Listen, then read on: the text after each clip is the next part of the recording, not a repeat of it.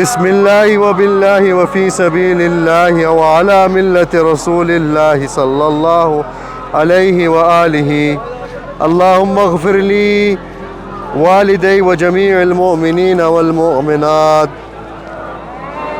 أدخل يا رسول الله، أدخل يا نبي الله، أدخل يا محمد بن عبد الله، أدخل يا أمير المؤمنين، أدخل يا أبا محمد الحسن، أدخل يا أبا عبد الله الحسين، أدخل يا أبا محمد علي بن الحسين، أدخل يا أبا جعفر محمد بن علي، أدخل يا أبا عبد الله يا جعفر بن محمد، أدخل يا مولاي يا أبا الحسن يا موسى بن جعفر، أدخل يا مولاي يا أبا جعفر، أدخل يا مولاي يا محمد بن علي التقي الجواد.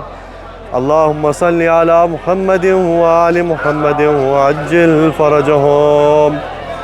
Our master Imam Muhammad al-Jawad, Muhammad al-Taqi alayhi salam, our 7th and 9th Imams, who are both buried in the sanctuary that we will just visit. This area historically was known as Shuniz, which means black pomegranate. So I assume that there was some sort of a garden that was here. And it is narrated that Imam al-Kazim alayhi salam had purchased this land before his martyrdom. So he knew that he would be martyred and buried in this location. So if you think of it in terms of a parallel with Abu Abdullah al-Husayn alayhi salam, in the same way that Imam al-Husayn alayhi salam had purchased the land of Karbala because he knew what was to befall in Karbala and that he was to be buried there. In this similar manner, our master Musa ibn Ja'far alayhi salam purchased the very land that he was to be buried in. Each of the Imams is known as well as their name, but along with it a title. So Imam al-Kazim is known as Kazim, but his name is Musa ibn Ja'far. And Imam al-Jawad, his name is Muhammad, and his title is al-Jawad.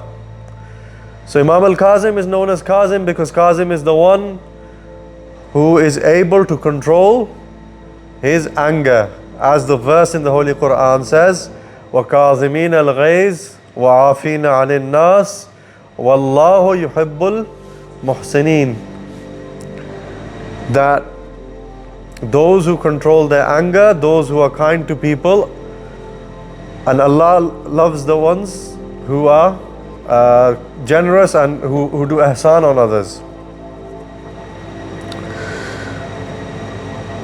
So, why would you remember Imam al-Kazim as al-Kazim?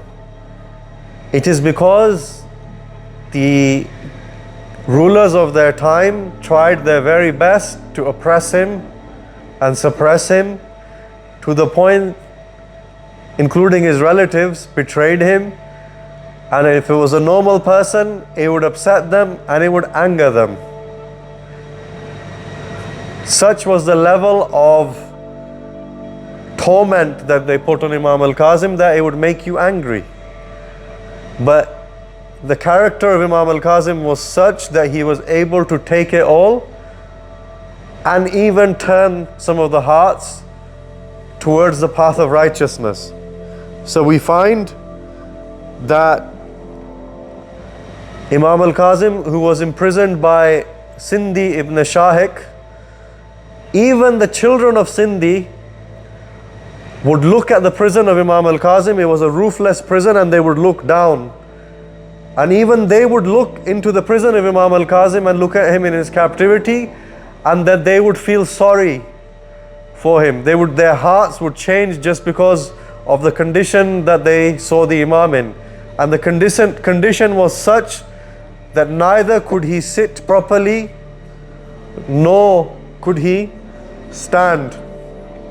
And in Ziyarat al-Nahiya it says, may peace be upon the one whose body's flesh was swallowed up by the chains that he was held under.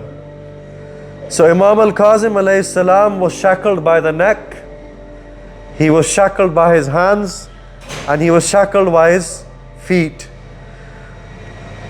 Whenever I think of Imam al-Kazim alayhi salam, it reminds me of the imprisonment of Ahlul Bayt in Sham. And today is the special day because today is the martyrdom of Bibi Sakina Salamullah alayha. So when you're walking towards the haram of Imam al-Kazim alayhi salam, remember this link of Imam al-Kazim alayhi salam with Karbala. Remember this link of Imam al-Kazim alayhi salam with Sham. Remember this link of Imam al-Kazim alayhi salam with Bibi Sakina. They tried to erase the name of Imam al-Kazim because Imam al-Kazim was a symbol of resistance. Imam al-Kazim was Bab al-Hawa'ij. Imam al-Kazim was generous. Imam al-Kazim was humble. And he used every opportunity to expose the hypocrisy of the Abbasid rulers. And they saw this as a threat to the Khalifa saw this as a threat to his rule. Imam al-Kazim spent 35 years of his imamat, about half of it from one prison to another. The love of the people of Medina for Imam al-Kazim was such that when even they arrested him, they did it in such a way that the people of Medina would not notice. They took two litters of camel, and they sent them in two opposite directions. One they sent towards Sham, and the other one they sent towards Iraq, disguising where the Imam is being taken. So he was taken in such a secretive manner that the people didn't even know where their Imam is. So in this sense, when they have tried to cut off the Imam from the people, they have tried to remove guidance from the people, or they have tried to remove the presence of the Imam from the people, you can see this as a similarity between Imam al-Kazim alayhi salam and the Imam of our time, where we don't have direct access to the Imam, we don't know where our Imam is, yet we still benefit from the presence of the Imam al-Mahdi alayhi salam. In terms of exposing the point about exposing the hypocrisy of the people, once upon a time, Harun, the Khalifa of the time, whose 15 years of Imam al-Kazim's life that was spent under the rulership of Harun, Harun was extremely jealous of Imam al-Kazim alayhi salam. He wanted to kill him, but he couldn't, because he knew that if he killed Imam al-Kazim alayhi salam, there would be a revolution, or people would come out. When he visited Medina, Harun went to the Zari of Rasulullah and said, Assalamu alayka ya am, to the Holy Prophet. He said, peace be upon you, O uncle. This was hypocritical, because he had nothing to do with the Holy Prophet in terms of his character, and all he wanted to do was assert his relationship with the Holy Prophet, and as a way of gaining the closeness of the people, because the people obviously love the Prophet. Imam al-Kazim, and it so happened Imam al-Kazim immediately went up to the Zari of the Holy Prophet and said, Assalamu alayka ya abata. O my father, peace be upon you. Almost trumping the Khalifa of the time and saying that if you think you are closer to the Holy Prophet, I am the son of the Holy Prophet. And obviously, because this was done in a public manner where everybody was watching, Harun did not like this. And one of his advisors asked a question to the people of Medina that he saw one day that a man came riding a donkey into the haram of the Holy Prophet as a simple man, because back in the day, if you were an aristocrat, you would ride a horse and you would enter the haram. But a man came riding a simple donkey and entered the haram of Medina, and as soon as the people saw, they started to part their ways. And of course, that was Imam Musa ibn Jafar, and he arrived at the shrine of the Holy Prophet and said, Assalamu alayka ya abata. When that man asked the question that who is this man who comes on a simple donkey and the people love him so much that they get out of the way and let him reach the Zari, the people replied, this is Musa ibn Jafar, the grandson of the Holy Prophet. That man was an advisor to the Khalifa Harun, and he then realized the closeness and the love that the people have to Imam Musa ibn Jafar because of his station and his nobility and his humbleness, that he must be removed and killed because he is a threat to the government.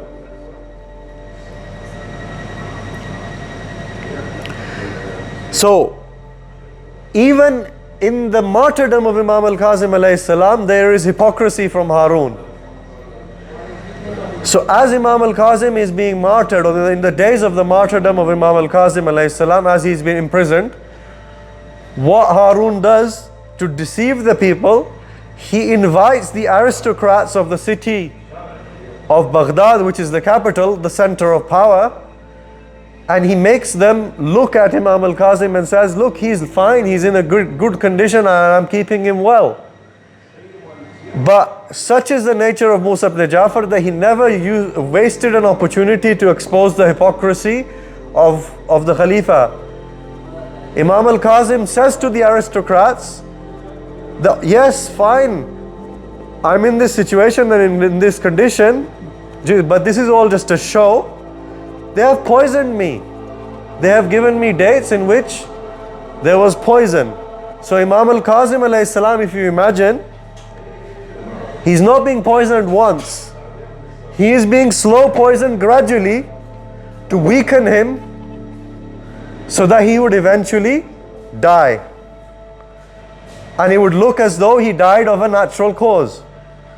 So if you want to think about the suffering of Imam al-Kazim alayhi salam, think about the fact that he is being killed gradually. He is not being killed instantly. So if you imagine the last few days and the last few moments of Imam al-Kazim alayhi salam, if you think about it, if somebody is critically ill, if somebody is palliative, somebody is dying, usually they're surrounded by their loved ones. Usually they're in a comfort of their home. But this is not the case with Imam al-Kazim alayhi salam. He is alone in a prison where neither can he stand nor can he sit. The poison is taking course through his body and it is eventually going to kill him. Not only that, after his martyrdom,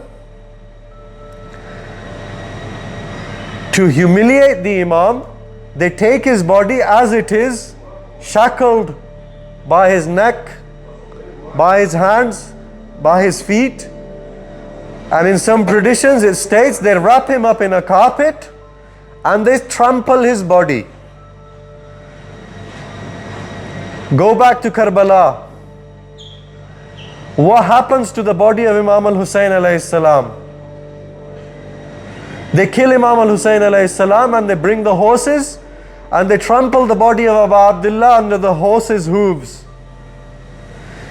They trample the body of Imam al-Kazim and they throw it on the bridge of Baghdad as though this is an ordinary person to humiliate him.